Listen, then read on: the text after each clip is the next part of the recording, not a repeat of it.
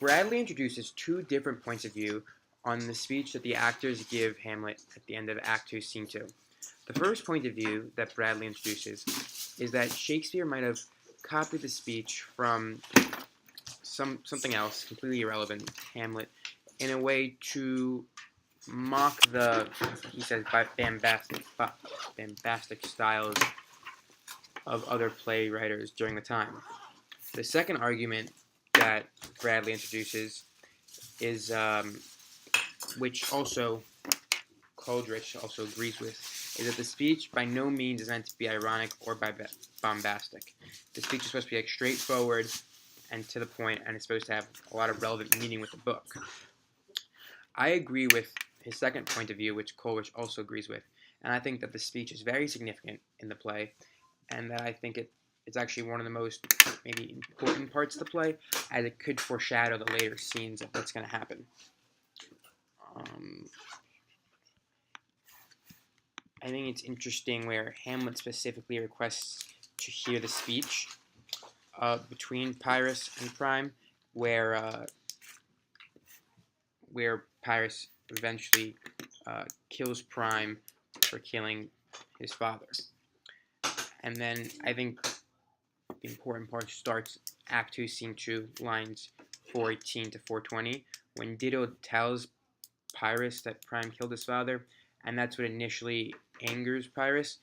which is similar to when Hamlet finds out about Claudius killing his father. That's when the initial spite towards Claudius began, and the idea of avenging his father's death and going after and killing him. And then, just as in Shakespeare's Act 2, Scene 2, Hamlet, lines 455 to 460, where Pyrrhus actually ends up killing Prime, and that this might also foreshadow the possibility of Hamlet going after Claudius and killing him. And I agree with the fact that that's going to happen, and I believe that this is a very serious part of the book. However, the only counterclaim that I can see is that prior to the play itself, the conversation between Hamlet and Polonius, when Hamlet is being fairly rude to Polonius and ironic in a sense, where he's calling Polonius Judapeth, Jepitha, something like that. He's calling him that, which is supposed to be reflecting to a Bible reference, where it's like a man whose daughter, who like sacrificed his daughter in a vow, and he's trying to make this sort of ironic, rude reference in a sense that he wants to be with Ophelia, but he knows deep down that Polonius isn't letting Ophelia be with him, but he thinks that Polonius doesn't know that he is aware that Polonius is preventing his daughter from doing this. And this is what really instigates Hamlet to be rude to Polonius in this scene. So although I do agree that the play itself was an important part of the book, and it wasn't ironic, and it should be taken seriously, as I believe it's going to foreshadow a later scene in the play,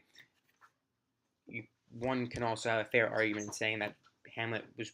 what's called ironic and rude just before, so you don't really know he's taken seriously. But throughout the novel, there has been the common theme of Hamlet being really a moody kind of guy and never really having one opinion or one feeling towards something. And as he changes his mood back and forth a lot through the novel, or through the play, sorry, I think that's exactly what's happening here. Hope you enjoyed my video.